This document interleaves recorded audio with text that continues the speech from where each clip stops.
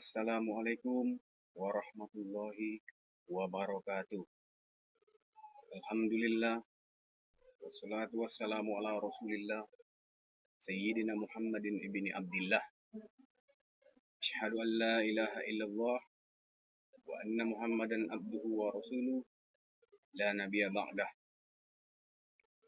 Puja dan rasa syukur mari senantiasa kita panjatkan kehadirat Allah Subhanahu wa taala yang mana sampai pada saat sekarang beliau masih memberikan kita begitu banyak nikmat, antaranya nikmat kesehatan, kesempatan, serta keselamatan, sehingga kita bisa senantiasa melakukan aktivitas kita sebagaimana pada hari-hari lainnya. Salawat dan salam mari senantiasa kita curahkan, kita sanjungkan kepada junjungan kita Nabi besar Muhammad Sallallahu Alaihi Wasallam dengan lafaz Allahumma sholli ala Muhammad wa ala ali Muhammad.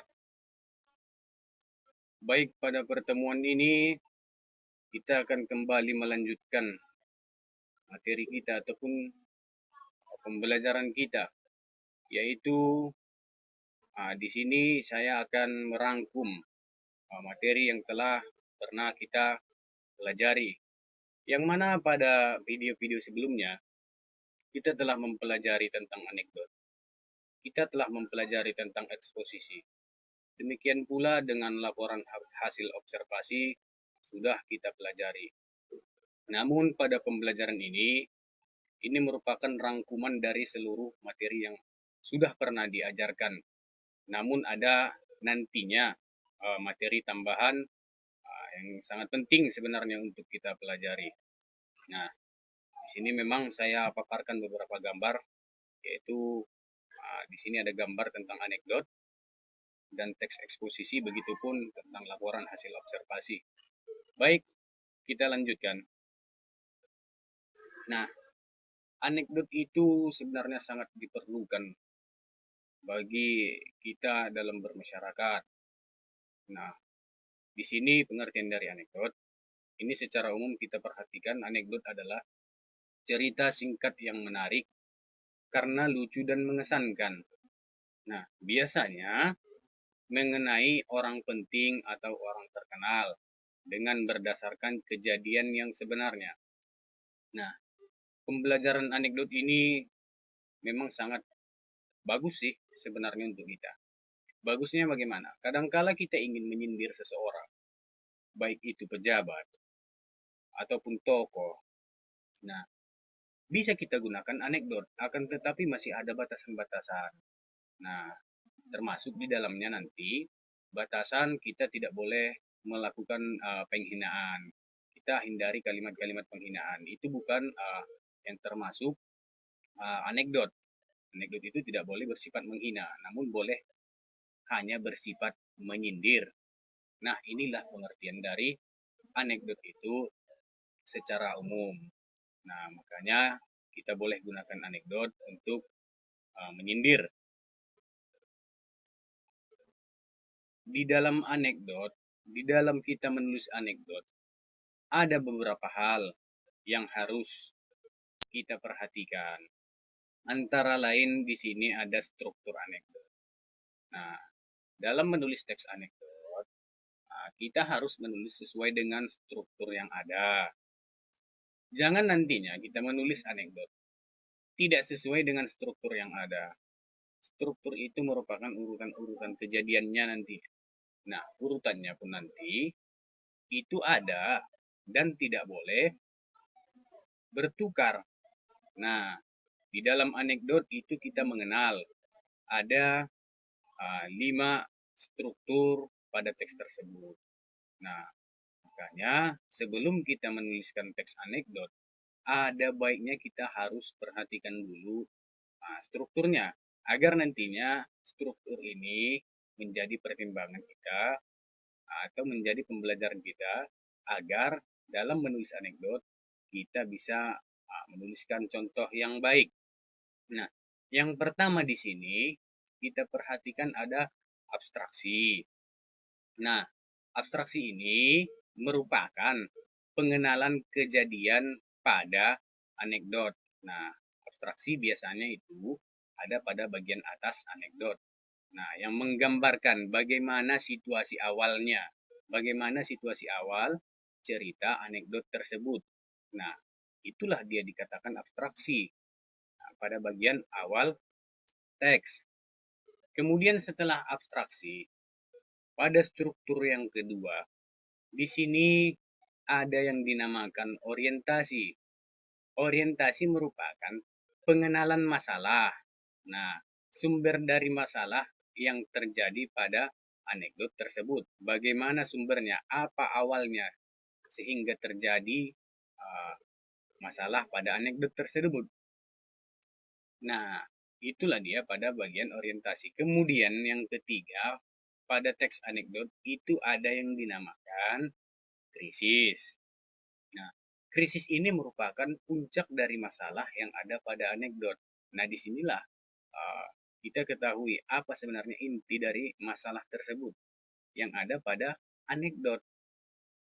Kemudian setelah dikrisis ada reaksi. Reaksi di sini yaitu setelah adanya krisis, setelah adanya puncak masalah. Apa reaksi dari tokoh selanjutnya? Bagaimana reaksi dari tokoh selanjutnya? Nah, ini bisa saja nanti berupa sikap seseorang. Nah, misalkan ada kata di dalam kurung, dia pun memalingkan diri. Ini bagian dari reaksi setelah adanya krisis. Nah, inilah dia pada bagian reaksi. Setiap ada masalah, pasti ada reaksinya. Ini merupakan poin yang keempat pada struktur teks anekdot. Kemudian ada yang dinamakan koda. Ini pada poin kelima. Koda ini merupakan penutup pada anekdot. Nah, koda ini jadi bersifat bagaimana akhir dari teks anekdot tersebut, bagaimana akhir dari ceritanya. Nah, kelima struktur ini harusnya ada pada teks anekdot. Nah, agar nantinya teks itu cukup bagus kelihatan. Dan tidak mungkin pula struktur ini letaknya berbeda. Tidak mungkin abstraksi itu ada pada bagian nomor 5. Tidak mungkin krisis itu ada pada urutan di nomor 1. Dan tidak mungkin reaksi itu ada pada urutan nomor 2. Nah, jadi sebelum kita menulis teks anekdot, kita harus memperhatikan struktur ini. Nah, agar kita menulis sesuai dengan struktur yang ada pada teks anekdot, yaitu abstraksi, orientasi, krisis, reaksi, dan koda. Nah, ini boleh kita perhatikan dan kita tanamkan dalam pikiran kita agar nanti kita ingat. Misalkan ada ujian, struktur anekdot itu apa saja. Nah, kelima macam ini tentunya harus kita hafal. Baik, kita lanjutkan. Yang ketiga di sini ada yang dinamakan kaidah kebahasan teks anekdot. Bagaimana sih kaidah kebahasaan? Bagaimana sih bahasa dari teks anekdot? Nah, ada di sini 8 poin yang saya berikan. Mari kita bahas. Yang pertama di sini menggunakan kata kerja lampau. Nah, inilah dia yang pertama kaidah kebahasaan teks anekdot, kata kerja yang lampau ataupun yang sudah lewat. Nah, pada poin yang kedua menggunakan kata keterangan. Nah, atau istilah lainnya yaitu adverb. Keterangan ini banyak jenisnya. Nah, misalkan ada keterangan waktu, itu jam, ataupun misalkan sore hari, malam hari, atau pagi hari. Kemudian setelah ada keterangan waktu, ada pula keterangan tempat. Nah, teks itu tempatnya di mana? Di manakah teks anekdot itu diceritakan? Nah, ini merupakan pada bagian keterangan, tentunya pasti ada di mana tempatnya. Kemudian kaidah kebahasaan anekdot yang ketiga itu menggunakan gaya bahasa metafora. Ya, anekdot itu banyak menggunakan bahasa metafora atau majas metafora. Nah, pada poin yang keempat, menggunakan kata penghubung dan tanda baca yang sesuai kaidah. Nah, kata penghubung di sini banyak pada teks anekdot. Misalkan kata walaupun, dengan demikian, kemudian dan, lalu, meskipun demikian, ataupun eh, dan, lalu. Disitulah semua penghubung ataupun kata penghubung yang ada pada teks anekdot. Kemudian yang kelima, bersifat naratif atau diceritakan secara runtut. Nah, jadi di sini kaidah kebahasaan teks anekdot itu yang kelima bersifat naratif, dia narasi. Nah, sesuai dengan urutan kejadian one by one seperti itu. Jadi kaidah kebahasaan yang kelima ini, teks anekdot itu diceritakan secara tahap demi tahap. Pada poin yang keenam, menggunakan kata sifat dan kata benda. Nah, kita ketahui kata sifat itu banyak.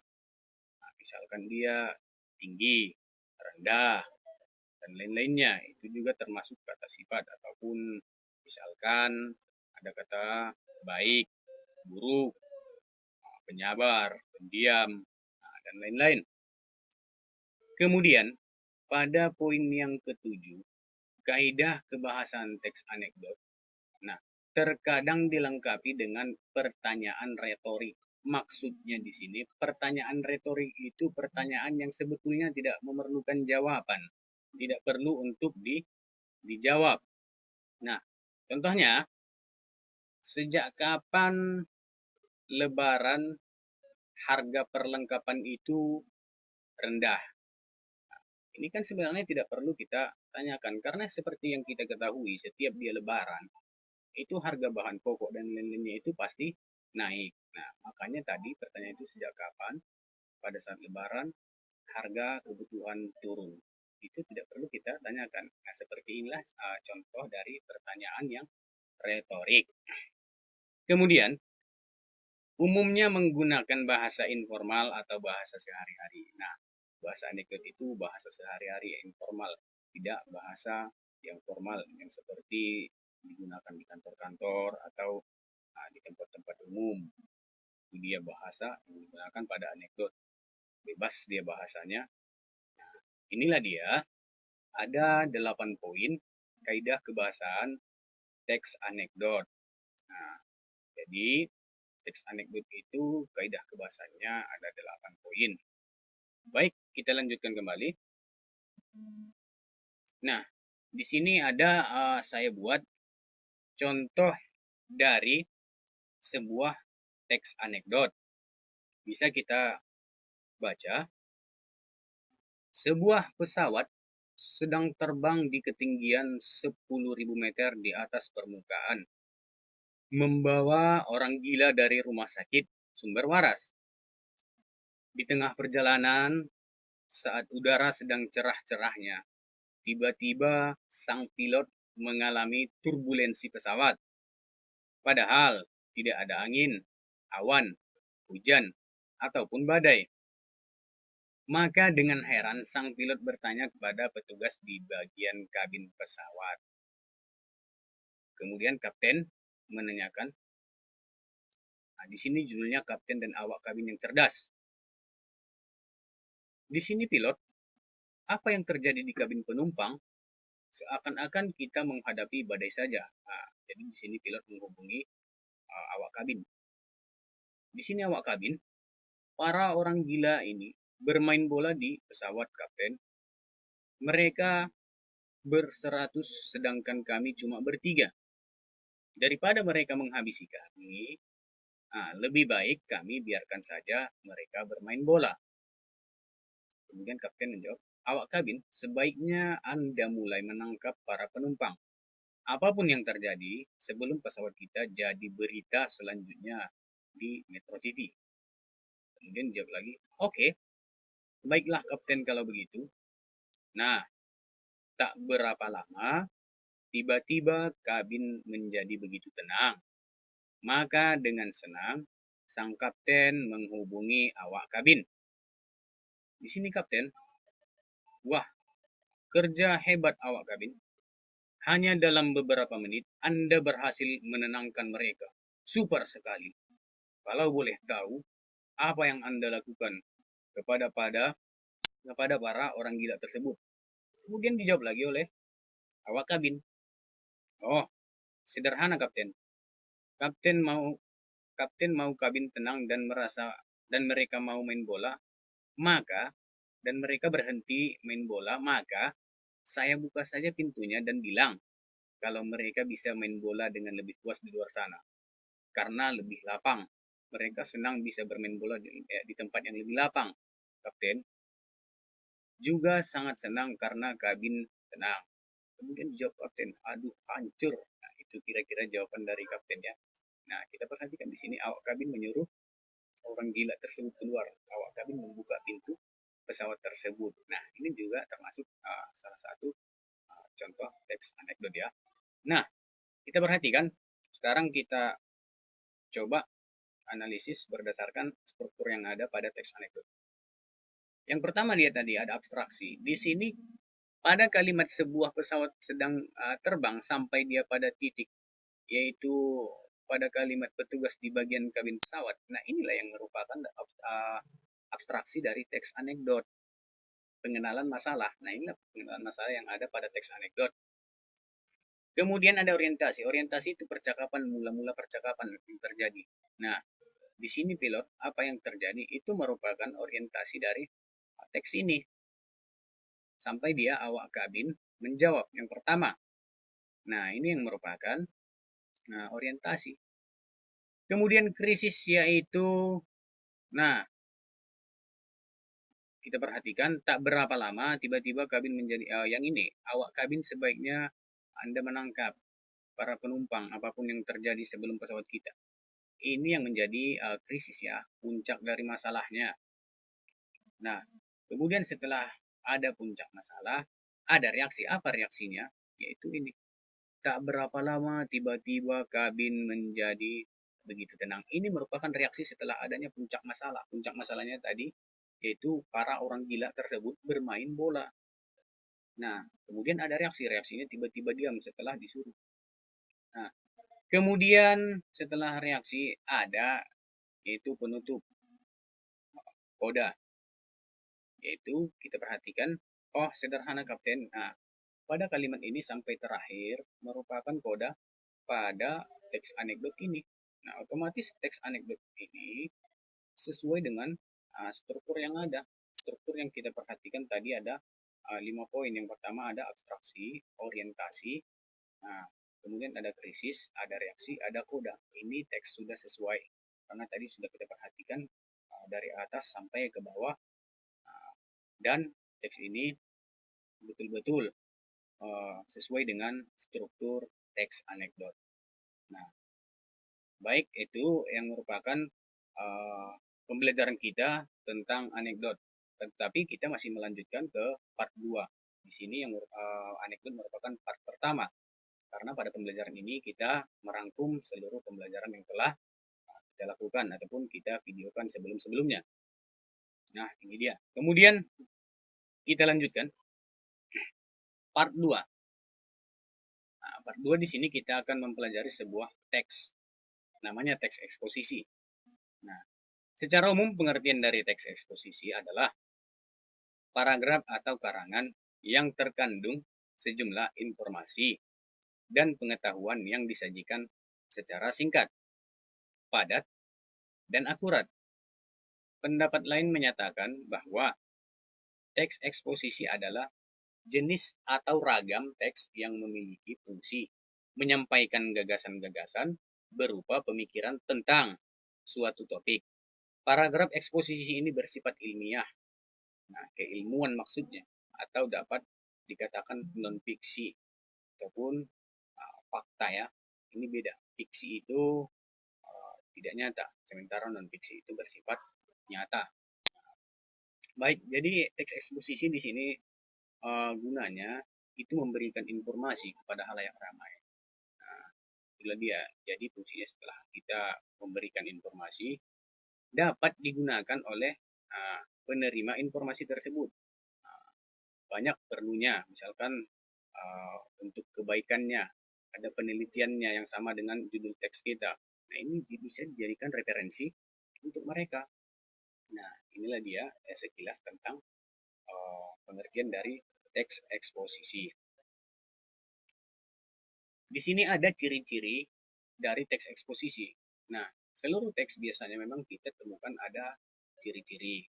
Untuk mengidentifikasi teks itu apakah eksposisi, maka kita bisa perhatikan ciri-cirinya. Nah, yang pertama itu ciri-ciri dari teks eksposisi itu, gaya informasi yang disampaikan itu bersifat mengajak. Nah, inilah dia ciri teks eksposisi yang pertama. Jadi, gaya informasinya itu bersifat seseorang untuk mengajak. Kemudian, yang kedua menjelaskan informasi-informasi pengetahuan. Nah, inilah dia yang dikatakan tadi bersifat ilmiah, tentang ilmu, bersifat keilmuan.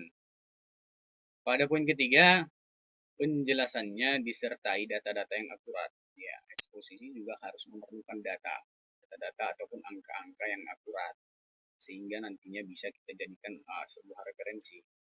Kemudian, teks eksposisi bersifat objektif sesuai dengan kenyataan, sesuai dengan apa yang telah dilihat di lapangan, dan netral. Ini merupakan catatan penting dan netral. Penulis tidak boleh semena-mena itu dalam menulis teks eksposisi sesuai dengan kehendak hatinya. Dia harus bersifat netral. Tidak ada yang dibela baik dari kiri ataupun yang di kanan. Kemudian, penyampaian teksnya secara lugas, maksudnya secara jelas dan tangkas, dan menggunakan bahasa yang baku. Ini merupakan ciri-ciri teks eksposisi. Kemudian kita lanjutkan lagi. Di sini kita perhatikan ada struktur pada teks eksposisi. Nah, sama seperti tadi anekdot, setiap teks itu ada strukturnya. Namun pada teks eksposisi, struktur itu ada 4. Yang pertama tentunya ada judul dari teks tersebut. Kemudian pada poin nomor 2, ada pernyataan umum atau tesis. Nah, jadi di sini pada teks eksposisi yang pertama itu ada pernyataan umum. Nah, menjelaskan sesuatu itu pada pernyataan umum. Kemudian yang ketiga, disertai argumentasi atau ulasan. Nah, setelah ada pernyataan umum, itu dia didukung oleh argumentasi-argumentasi yang masuk logika. Itu dia, atau alasan-alasan yang jelas yang bisa mendukung pernyataan umum tersebut. Kemudian yang keempat ada penegasan ulang pendapat. Kemudian ini yang keempat merupakan simpulan dari argumen-argumen tadi. Itulah dia pada bagian penegasan struktur teks eksposisi. Nah, sama seperti anekdot, eksposisi juga memiliki kaidah kebahasaan. Nah, di sini kita perhatikan ada 6 kaidah kebahasaan yang ada pada teks eksposisi. Yang pertama, dia itu menggunakan kata ganti atau pronomina, kata ganti orang. Nah, misalkan aku, dia, kamu, itu semua kan termasuk dari kata ganti mereka, kalian. Kemudian pada poin nomor 2, menggunakan konjungsi atau kata sambung. Kata sambung itu sangat banyak macamnya, sama seperti tadi. Konjungsi, kata sambung, yang, dan, itu termasuk kata sambung. Kemudian walaupun, meskipun, bahkan, dan masih banyak lagi kata sambung yang ada. Kemudian pada poin nomor 3, menggunakan kata leksikal tertentu. Pada poin nomor 4, menggunakan bahasa yang jelas dan lugas. Nah, eksposisi juga harus memiliki bahasa yang jelas, tidak berbelit-belit dan lugas. Kemudian nomor 5, menggunakan bahasa baku yang formal. Nah, inilah dia. Beda dengan anekdot tadi pada bahasanya. Kalau dia eksposisi, dia bahasa baku dan formal. Sementara kalau dia di anekdot, bahasanya itu informal ataupun informal. Bukan bahasa formal, cuman bahasa kesehari-harian, bahasa pasaran. Nah, pada poin nomor 6, penegasan pendapat berada di bagian penutup. Nah, itu pada teks eksposisi, penegasan pendapat berada di bagian penutup. Nah, kemudian kita lanjutkan. Di sini ada beberapa jenis teks eksposisi. Yang pertama, eksposisi definisi. Jadi di sini Eksposisi definisi itu yaitu kita mendefinisikan sesuatu. Nah, kemudian ada eksposisi proses. Proses itu eksposisinya, misalkan kita dalam menulis proses terjadinya misalkan gerhana itu boleh. Itu kan termasuk dari sebuah proses atau proses pembuatan teh manis. Nah, itu juga termasuk proses. Nah, kita bisa menulis teks eksposisi itu tentang proses. Kemudian ada eksposisi berita. Eksposisi berita ini sudah cukup lumrah bagi kita tentang berita. Nah, yang perlu kita perhatikan dalam penulisan berita itu ada unsur yang ada, yaitu 5W tambah 1H. Nah, itu dan ya. Kemudian ada eksposisi perbandingan, yang itu eksposisi perbandingan yang itu membandingkan dua hal yang berbeda. Misalkan kita membandingkan bagaimana perekonomian suatu negara dengan negara lainnya, boleh. Nah, membandingkan. Ini merupakan jenis-jenis teks eksposisi. Baik, yang ketiga di sini pembelajaran kita terkait tentang teks laporan hasil observasi. Nah, yang pertama tadi ada anekdot, yang kedua ada eksposisi, yang ketiga ada teks laporan hasil observasi. Nah, di sini saya mengambil referensi yaitu KBBI berdasarkan KBBI. Nah, sebelum kita perhatikan apa arti ataupun pengertian dari laporan hasil observasi, jadi kita perhatikan dulu di sini uh, tentang uh, menurut KBBI bagaimana itu pengertian teks. Kita bedah satu persatu. Teks itu artinya naskah berupa kata-kata asli dari pengarang. Nah, kemudian menurut KBBI laporan artinya segala sesuatu yang disampaikan, segala sesuatu yang disampaikan diadukan, segala sesuatu yang dilaporkan. Nah, inilah dia pengertian dari laporan menurut KBBI. Nah, yang ketiga, menurut KBBI observasi artinya itu peninjauan secara cermat atau pengamatan.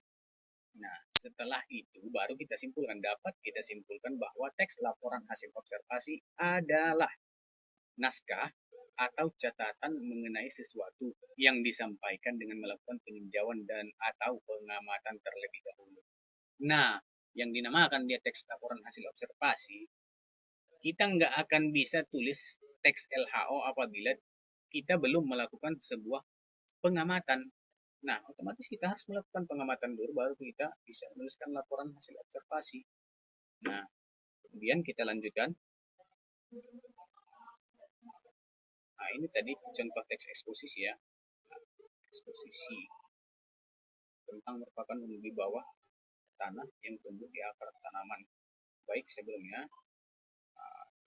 ini tadi laporan hasil observasi dan ini contoh eksposisi. Sebelumnya kita lanjutkan dulu. Di sini ada struktur teks LHO. Nah, struktur dari teks LHO itu yang pertama ada pernyataan umum atau klasifikasi dan definisi.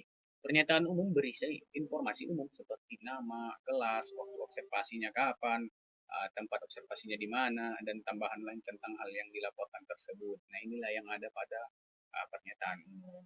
Kemudian dilanjutkan deskripsi bagian.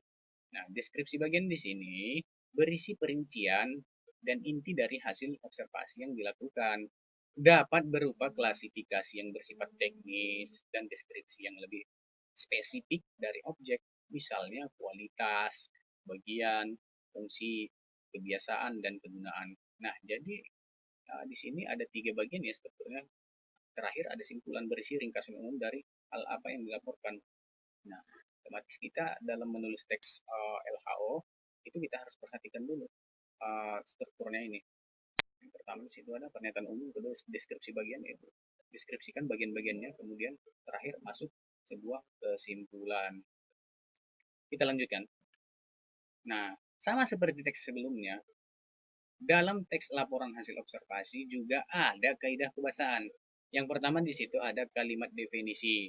Nah, kalimat definisi di sini yaitu kalimat yang menyatakan pengertian dari sesuatu, mendefinisikan sesuatu.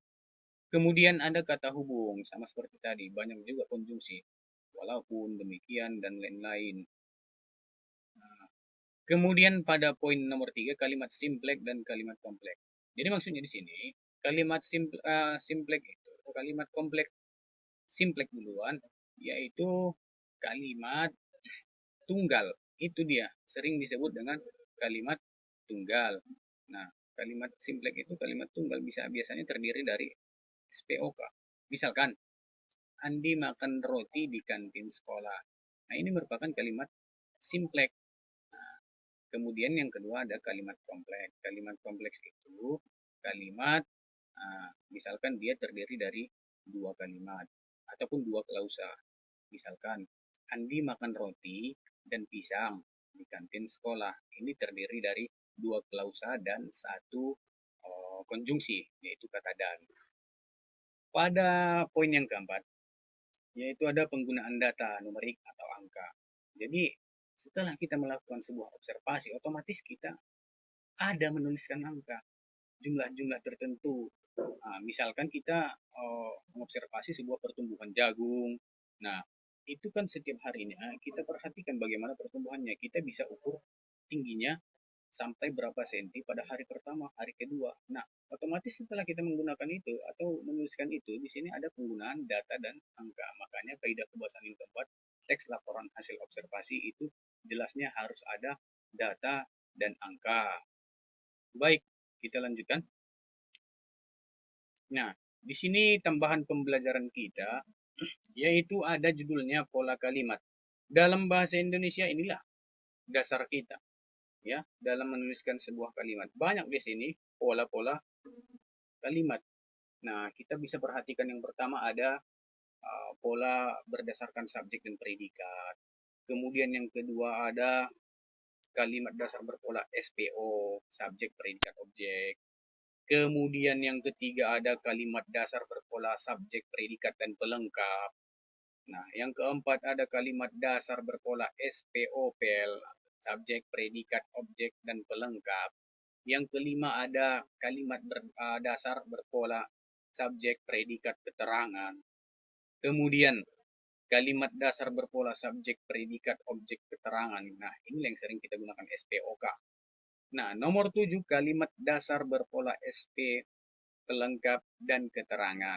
Ya. Dan yang terakhir ada kalimat dasar berpola subjek, predikat, objek, pelengkap, dan keterangan. Ya, cukup panjang di sini. Kemudian sebelumnya kita lanjutkan lagi. Nah, ini dia. Kita kenali dulu subjek. Apa saja sih subjek? Nah, subjek itu kata ganti atau pronomina. Nah, di sini bisa kita perhatikan kata ganti orang pertama, tunggal. Kalau dia tunggal itu satu, cuma satu. Nah, kata ganti orang pertama tunggal itu saya ataupun aku. Tapi kalau jamak, jamak itu lebih dari satu, yaitu kami dan kita. Yang kedua, ada kata ganti orang kedua. Apabila dia tunggal, itu lawan bicara kita biasanya orang kedua. Itu kamu, Anda, engkau, saudara, itu yang tertatap mata kita langsung, lawan bicara kita. Itu kalau tunggal. Kalau dia jamak, ya kalian. Jamak karena jamak itu lebih dari satu. Mungkin ada beberapa orang di depan kita lawan bicara kita, yaitu kata kalian. Kemudian ada kata ganti orang ketiga. Orang ketiga itu misalkan orang yang tidak ada di hadapan kita ataupun orang yang sedang kita bicarakan. Nah, kalau dia tunggal cuma seorang, cuma satu orang, itu kata gantinya yaitu dia ataupun kata gantinya yaitu beliau. Akan tetapi kalau dia jamak lebih dari satu, itu kita gunakan kata gantinya mereka. Nah, inilah semua kata ganti di dalam bahasa Indonesia. Nah, ini semua yang merupakan subjek apabila kita ingin membuat suatu kalimat ini termasuk bagian-bagian dari subjek. Kita lanjutkan. Nah, contoh pada kalimat ini kita perhatikan sesuai dengan ini semua. Jadi yang 8 poin ini saya berikan contoh. Nah, ini contoh pada kalimat. Nah, sesuai pola masing-masing yang ada pada 8 bagian yang tadi. Nah, yang pertama di sini ada kalimat yang terdiri atas subjek dan predikat saja. Kalimat itu sebelumnya kita harus tahu kalimat. Kalimat itu setidaknya terdiri dari subjek dan predikat saja. Tidak mungkin sebuah kalimat tidak menggunakan subjek. Tidak mungkin sebuah kalimat tidak menggunakan predikat. Setiap kalimat itu harus menggunakan subjek dan predikat. Ini minimalnya. Kemudian maksimalnya boleh ditambahkan pelengkap, objek, dan lain-lain. Nah, contohnya di sini kalimat yang berpola subjek dan predikat. Bisa kita perhatikan di sini. Anton di sini merupakan subjek pada kalimat ini. Kemudian predikatnya yaitu memancing. Nah, bisa kita perhatikan predikat juga jenisnya banyak. Ada kata kerja, ada kata sifat, kemudian ada kata apa lagi nomina, yaitu kata benda. Nah, inilah dia. Masih banyak itu predikat. Ada misalkan numeral atau adjektifal kata sifat. Itu semua predikat. Nah, kemudian yang kedua, Anton memancing ikan. Nah, yang tadi kita perhatikan hanya terdiri dari subjek dan predikat saja. Namun kita bisa menambahkan objek. Jadi polanya berbeda lagi. Dia sudah bertambah menjadi SPO, yaitu subjek Anton, kemudian memancing predikat. Predikatnya berarti kata kerja. Kemudian ada objek. Objeknya apa sih? Ikan. Nah, padahal kita cuma menambahkan ikan ini, tentunya polanya jadi berganti. Jadi SPO. Kemudian ada kalimat berpola subjek, predikat, dan pelengkap. Nah, misalkan pada contoh kalimat itu ini. Anton merupakan sebagai subjek dia di sini. Bercucuran ini merupakan sebagai predikat. Kemudian keringat ini sebagai pelengkap. Nah, ini dia kalimat berpola SP dan pelengkap. Kemudian ada pula kalimat berpola subjek, predikat, objek, dan pelengkap. Misal, Anton di sini merupakan subjek. Predikatnya mengajari. Adik di sini bukan sebagai subjek lagi, tapi dia sebagai objek. Nah, mengajari adik. Kemudian bahasa Inggris ini ialah sebagai pelengkap dari kalimat itu. Nah, ada pula kalimat berpola S, P, dan K. Nah, contoh pada kalimat ini. Anton bermain di lapangan. Subjeknya Anton. Predikatnya bermain. Di lapangan ini keterangan tempatnya. Kalau dia keterangan itu ada dua jenis ya. Yang pertama ada keterangan waktu, yang kedua ada keterangan tempat. Kalau pada kalimat ini saya berikan contohnya itu di keterangan tempat. Baik, selanjutnya ini SPOK ini yang sering kita perhatikan kalimat pada bahasa Indonesia ini paling sering kita pelajari. Nah, yang sesuai yaitu yang pertama Anton sebagai subjek. Bermain ini sebagai predikat. Objeknya apa? Bola. Bola ini sebagai objek. Kemudian keterangan tempatnya di lapangan. Nah, ini kalimat polanya SPOK. Kemudian ada kalimat dengan pola subjek, predikat, pelengkap, dan keterangan. Misal, es krim itu, ini langsung dia yang tiga. Es krim itu, ini merupakan subjek. Kemudian predikatnya di sini berlapiskan. Nah, kemudian pelengkapnya, pelengkap coklat.